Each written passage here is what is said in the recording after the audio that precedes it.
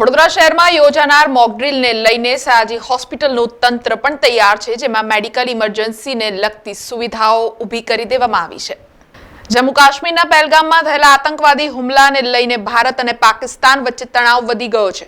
ગઈકાલે મોડી રાત્રિ દરમિયાન ભારતીય વાયુસેનાએ પાકિસ્તાન અને પીઓકેમાં કેટલાક આતંકવાદી ઠેકાણાઓ પર એર સ્ટ્રાઇક કરી હતી। જોકે ભારત સરકારના કેન્દ્રીય ગૃહ મંત્રાલયે આજે બુધવારે દેશના ઘણા શહેરોમાં મોક ડ્રીલ કરવાનો નિર્ણય લીધો છે, જેના ભાગરૂપે આજે વડોદરા શહેરમાં પણ મોક ડ્રીલ યોજાશે। આ મોક ડ્રીલમાં જિલ્લા વહીવટીતંત્ર, વડોદરા મહાનગરપાલિકા અને પોલીસ વિભાગ સંયુક્ત રીતે આયોજન કરશે।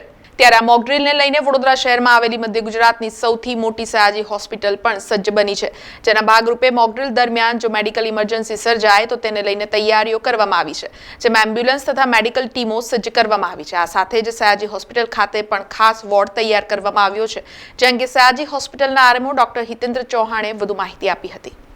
સમગ્ર દેશમાં કેન્દ્ર સરકાર દ્વારા જે મોક ડ્રીલનું આહવાન કરવામાં આવેલું છે, એમાં આજરોજ વડોદરા જિલ્લામાં પણ મોક ડ્રીલ યોજાવાની છે। જે સંદર્ભે મોક ડ્રીલમાં જ કાંઈ પણ હેલ્થ ઇમરજન્સી ઊભી થાય એના માટે અમારું હોસ્પિટલ તંત્ર, એસએસજી હોસ્પિટલ તંત્ર સંપૂર્ણ સજ્જ છે। અમે અમારા તાત્કાલિક સારવાર વિભાગમાં આ માટે જરૂરી સ્ટાફ તેમજ સૂચનાઓ આપી દીધેલી છે।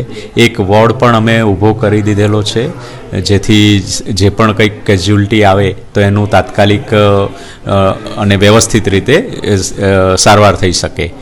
આ ઉપરાંત અમે એમ્બ્યુલન્સ પણ રેડી રાખી છે, જે કોઈ પણ સ્થિતિમાં પહોંચી વળવા અમને તૈયાર છે। સમાચારોના સતત અપડેટ માટે TNN ન્યૂઝને YouTube પર સબસ્ક્રાઇબ કરી બેલ આઇકોન પ્રેસ કરો અને અમારી સાથે જોડાયેલા રહો Facebook, Instagram અને Twitter ઉપર।